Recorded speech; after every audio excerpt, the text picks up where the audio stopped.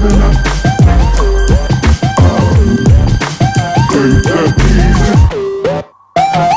there, this is Mike from Presto Mike and welcome to my show. This is a show about photography and all about you for your DSLR. If you're watching this video, it means you want to start your journey to becoming a great photographer, right? You've come to the right place.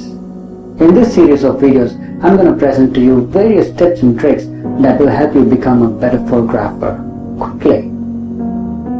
You will turn from amateur to pro relatively quick.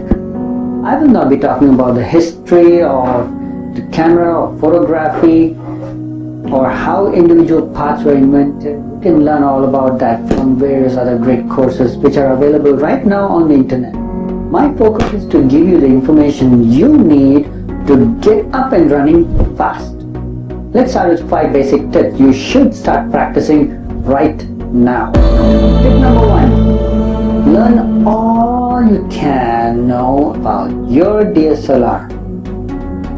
Read your manual, explore the features and buttons, browse the menu options, take test shots, and most importantly, please learn how to hold your DSLR. It pains me to see when people hold a DSLR just like they hold a compact point and shoot.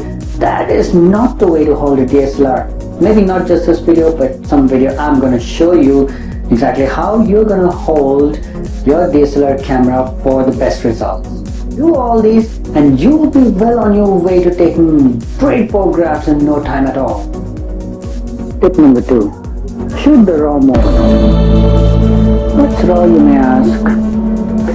RAW is an image format. It's an uncompressed image format that lets you take advantage of a host of possibilities. You get to control all of your image. You can tweak your image in software to your heart's content. You can create images from flat to surreal. Really. Maybe you should just watch my raw processing video. I'll just put the link up here on the screen. You can take a look at it when you have the time, but I'm sure it'll help you. A JPEG, as compared to RAW, is a fully compressed image whose image quality will only deteriorate if edited and re-edited. You cannot maintain the same quality that you got in the first place. RAW preserves all the details, and you can re-edit the photo, the image multiple times. And just imagine, you can create 100 variations of the photos just from one image. That's the power of RAW. Well, that's enough said. Just remember, shoot in RAW if you plan to post-process in software. But if you don't plan on using any software, then you better make sure that you get the photo right in the camera the first time. Tip number 3. Use the largest file size possible in your camera. There's a good reason for this. Many times when you actually get a photo and you want to crop it just a little bit, and you want to display that little portion on the social web.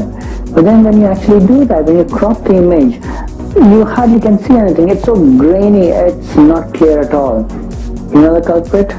Low image file size. Well, that can be countered by just increasing the file size, the image size option in your DSLR. Set it to the highest possible in your camera, and I think that's going to solve it for you. The next time when you get your image and you want to put it on the social web and you crop it, maybe a panoramic view or just a small portion of it, maybe let's say there's a bird in your photo and you want to crop to that bird, you will end up with a higher quality image that you can post on your social media. Tip number 4. Get a tripod. Doesn't it irritate when the video is shaky? Have you watched the Blair Witch Project? Don't. It somehow got very good ratings, but I never liked it. The camera is too shaky, too shaky. Well, that's about video, but what about images? Let's imagine you went on a holiday to an exotic location, a destination with your family, and you spent 4 days there each day was at a different location in that place, and you got beautiful shots. No, there was beautiful scenery, and you got shots of all of those with your family members and yourself posing in front of all these monuments and tourist attractions. A week later, you're at your computer, you open up all the images, maybe in Lightroom or any other organizer, and you're looking at the photos, and to your horror, to your utter horror, 90% of those images shook. So imagine the disappointment that you experience here is not just disappointment, it's the greatest disappointment. It's horrific.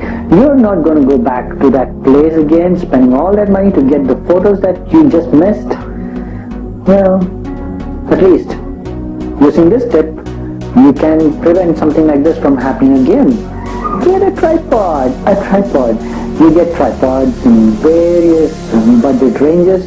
Choose one within your budget range, but choose a good one. There are a few things you can consider when buying a tripod. First, make sure it is sturdy. A sturdy tripod makes sure that your camera is going to sit well on its head. Plus, make sure that the head, that's number 2, make sure your head can actually support at least 3 to 5 kgs in weight. If it doesn't, then your camera is going to keep tilting, or maybe even your entire tripod is going to fall if you don't hold it. That's bad for you. Number 3, maybe a leveler. Sometimes you get a little bubble. Use that. If there's a leveler, you can make sure that your horizon, the landscape photos, your horizons are straight. It's useful there. It's not a must-have, but it's good if you have it. And then number 4, you want to shoot not only in landscape but also in portrait. So when you turn, you should be able to turn your tripod head at least 90 degrees. More than that, maybe 180 degrees is good, but why would you use a 180 degree tilt? 90 degrees is good enough. If you have that, get it. Number 5, move away from the auto modes. Yeah, the auto mode is one of the most widely used DSLR formats. I don't know, I just made that up. But then every beginner DSLR owner that I've seen or met, when I look at their camera, they've dialed in to auto. Hey, come on, what's the use of getting a DSLR? You've invested a lot of money in your DSLR and you're going to shoot in auto mode? Not acceptable. You have to learn to dial into the other ones, those 4 different modes. What are they? The program, the shutter, the aperture, and the manual. Those are the modes that give you full control over your DSLR. You know, if you put it in auto, your DSLR is controlling you. And don't you want to be in control of your camera? Yeah, I thought so. And you should try that. You know, with just a little time with a manual, or maybe watching some videos or tutorials on how to use those 4 modes. By the way, I'm going to upload some more tutorials on these, so keep watching them. You'll be amazed at the kind of creative shots you can get away with just by spending few moments, few minutes, maybe hours learning these different modes.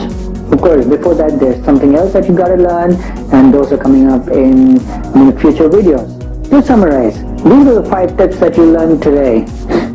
Learn all about your DSLR. Shoot in RAW mode. Use the largest file size possible. Get a tripod and move away from the auto mode. So there we have it, 5 killer tips. Yeah, I think 5 killer tips for beginner DSLR owners. Visit and subscribe to my channel to be notified of future updates to my channel. You get a lot more tips and tricks on photography and post-processing. This is Mike from Best of Mike signing off. Thanks for watching, and I'll see you in the next one.